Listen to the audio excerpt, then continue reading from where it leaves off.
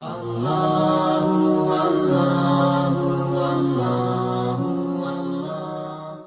انہوں نے اس والہانہ انداز کا ذکر کیا.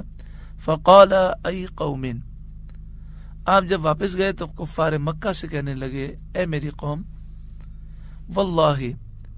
لقد وفدت علی الملوک ووفدت علی قیصر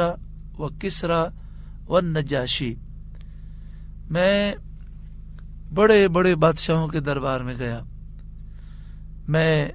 روم کے بادشاہ قیصر کے پاس گیا، ایران کے بادشاہ فارس کے بادشاہ کسرا کے پاس گیا، حبشہ کے بادشاہ نجاشی کے پاس گیا، بڑے بڑے بادشاہوں کے میں نے دربار دیکھے. واللہ ان رأیت ملکا قط، میں نے اللہ کی قسم ایسا کوئی بادشاہ نہیں دیکھا، یعظمہ اصحابہ ما یعظم اصحاب محمد محمدا، جتنی صحابہ کرام سرکار دو عالم صلی اللہ علیہ وآلہ وسلم کی تعظیم کرتے ہیں، اتنی تعظیم کرتے ہوئے میں نے کسی بادشاہ کے درباریوں کو نہیں دیکھا. یعنی صحابہ کرام کتنی تعظیم کرتے ہوں گے کہ عروہ بن مسعود کہتے ہیں کہ بادشاہ کے درباری بادشاہ کی بڑی تعظیمیں کرتے ہیں، لیکن حضور کے اصحاب حضور کی جو تعظیم کرتے ہیں ایسی تعظیم کسی بادشاہ کی بھی نہیں کی جاتی. واللہ ان تنخم نخامتا الا وقعت فی کف رجل منہم، نبی کریم صلی اللہ علیہ وآلہ وسلم اپنا نور بھرا برکت بھرا خوشبودار لعاب دہن مبارک نخامہ مبارک، دیکھیں بلغم، تھوک اور رینٹ یہ وہ چیزیں ہیں جس سے گھن ہوتی ہے، کسی انسان کو دوسرے انسان کی ان چیزوں سے پیار نہیں ہو سکتا، مگر سرکار دو عالم صلی اللہ علیہ وآلہ وسلم کے بدن مبارک سے نکلنے والی ہر چیز نور ہے، برکت ہے، خوشبو ہے اور شفا ہے. تو انہوں نے نخامہ کا ذکر کیا اور کہا کہ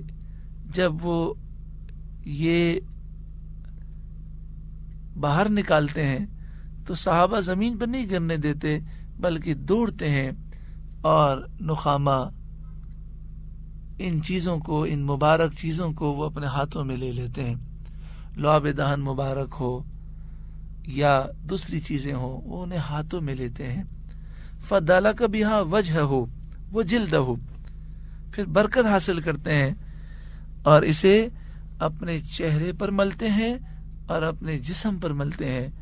وَإِذَا أَمَرَهُمْ ابْتَدَرُوا أَمْرَهُ، انتظار کرتے ہیں، جیسے ہی سرکار حکم دیتے ہیں فوراً حکم کی تعمیل کرتے ہیں. وَإِذَا تَوَدَّعَ كَادُوا يَقْتَتِلُونَ عَلَى وَضُوئِهِ، جب آپ وضو کرتے ہیں تو وضو کے پانی کو حاصل کرنے کے لیے ایسے وہ جھپٹتے ہیں کہ لگتا ہے کہ آپس میں ٹکرا جائیں گے، لڑائی ہو جائے گی، اس قدر والہانہ انداز ہے. یعنی صحابہ وضو کے پانی سے برکتیں حاصل کرتے. وَإِذَا تَكَلَّمَ خَفَضُوا أَصْوَاتَهُمْ عِنْدَهُ، اور جب آپ کلام فرماتے ہیں نبی کریم صلی اللہ علیہ وآلہ وسلم کی بات صحابہ غور سے سنتے ہیں اور نبی کریم صلی اللہ علیہ وسلم کے دربار میں جب وہ گفتگو کرتے ہیں تو اپنی آواز پس رکھتے ہیں. وَمَا يُحِدُّونَ إِلَيْهِ نَظَرَ تَعْظِيمًا لَهُ، اتنا ادب کرتے ہیں کہ نگاہ اٹھا کر حضور کو دیکھتے نہیں، حضور کی بارگاہ میں نگاہیں جھکی ہوتی ہیں.